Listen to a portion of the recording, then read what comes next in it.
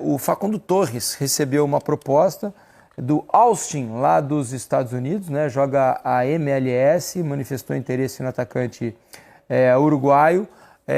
O Austin está disposto a pagar quase 10 milhões de dólares, 9 milhões e meio de dólares, algo em torno ali de 51 milhões de reais pelo atacante do Palmeiras. As conversas estão em andamento, né? Há também interesse de clubes na contratação do Luigi, centroavante da base, né? Recém subiu ao profissional, ainda não jogou tudo que pode na equipe principal, mas há times interessados.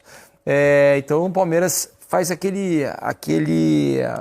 usa aquele mesmo molde que a gente já tem dito aqui nos últimos tempos, vai vendendo a periferia ali do elenco, né? Jogadores que não conseguiram arrebentar no profissional, mas que têm potencial, para manter a sua estrutura, a sua espinha dorsal e se reforçando agora já com uma política diferente, de reforços mais de peso, de jogadores mais cascudos. E ainda assim consegue ter no time como jogadores importantes algum desses jogadores da base. Muitos são vendidos depois, alguns já são vendidos muito cedo, porque é uma realidade do futebol de grande projeção. Jogam ali às vezes até os 18 anos, porque depois vão sair, caso do Estevão. E tem uma outra questão.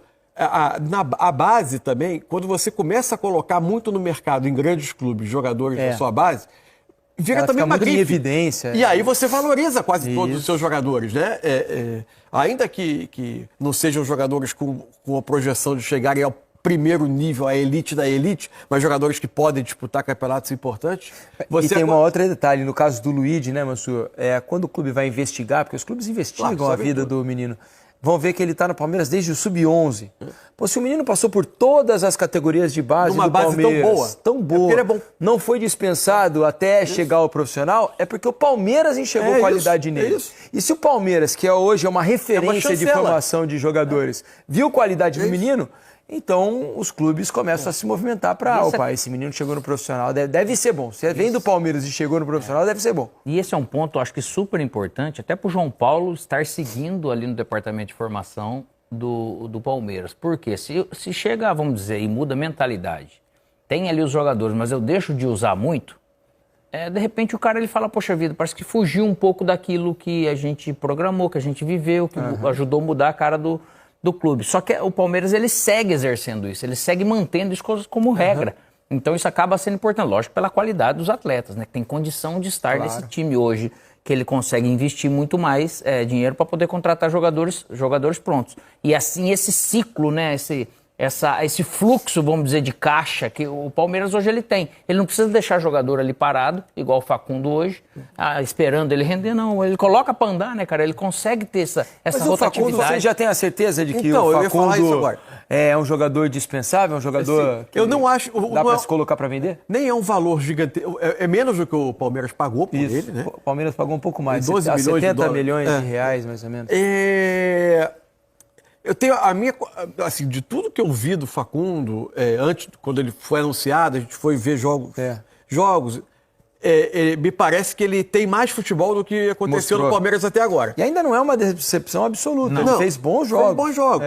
Assim, não sei se é ainda um processo e ele pode ainda se aproximar da melhor versão dele, mas ele tem mais do que ele mostrou no Palmeiras. Não sei se é uma adaptação à forma de jogar, algo que de repente a própria comissão técnica chegou à conclusão de que é um jogador que pode, se é para sair para abrir espaço eventualmente para um outro investimento que pode ser feito, pode ser ter sido essa decisão do Palmeiras baseada nisso, mas ele já jogou mais do que jogou no Palmeiras. E o Palmeiras acumulou esses jogadores com essas características ali. E se às vezes o jogador, não é que o Palmeiras queira vender, mas às vezes o jogador também, poxa, eu quero sair. Isso. Ele vai nessa, porque daqui a pouco se ele vai mesmo atrás de jogadores, né, como John Arias e como, de repente, o Almada, ele também faz caixa ali para poder, se não chega esses jogadores, eu perco a oportunidade de fazer um negócio, aí, de repente, acaba acumulando também, ficando ruim.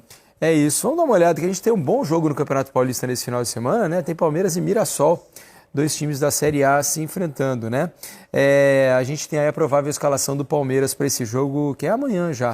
O time deve ser o seguinte, olha, com alguns titulares, ó, Carlos Miguel no gol, Giai na lateral direita, Bruno Fux ou Murilo um dos zagueiros, o Benedetti com o Jefté ou Piquerez na esquerda. Larson e Marlon Freitas, os dois volantes, Maurício, Alain e Ramon Sosa, com o Luigi na frente. Esse o provável Palmeiras para enfrentar o Mirassol pelo Campeonato Paulista.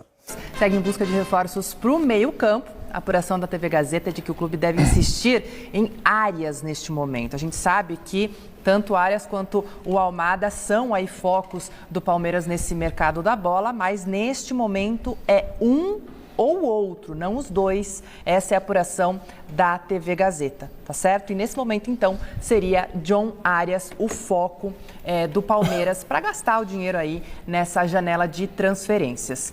O que vocês acham em relação a isso? Eu quero saber disso, porém, eu também vou passar para vocês agora que o presidente do Fluminense hoje foi questionado, o Matheus Montenegro foi questionado hoje sobre essa questão do Arias, né? Porque o Fluminense tem prioridade no retorno do Arias. Então vamos ouvir o Matheus Montenegro. Boa. Nosso planejamento é para exercer a preferência. A gente não sabe quando vai vir essa proposta, de quanto vai ser e qual o valor que o Wolves aceitaria fazer, mas a gente tem um planejamento sendo montado para exercer a preferência. Eu não posso garantir que a gente vai exercer, porque eu não sei qual é o valor que vem, mas estamos nos planejando para que a gente possa fazer isso. Então o Matheus fala o seguinte, a gente não sabe se vai exercer porque depende do valor que vai vir.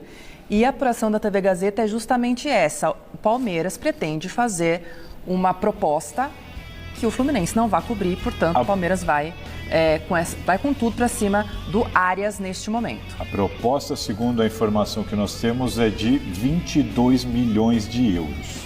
Essa é a proposta que o Palmeiras pensa em colocar na mesa, já tem discussão neste sentido, por 22 milhões de euros. E a questão da preferência, gente, trazendo para o mundo prático, é o seguinte, o Palmeiras, se ele apresenta uma proposta de 22 milhões de euros, o Wolverhampton ele é obrigado a comunicar o Fluminense. E aí o Fluminense tem um prazo, se eu não estiver enganado, são 5 dias, para dizer, pode seguir aí entre vocês ou não, eu vou, no mínimo, igualar. Se o Fluminense, no mínimo, igualar, ele leva. Então essa é a questão da prioridade do Fluminense. A questão do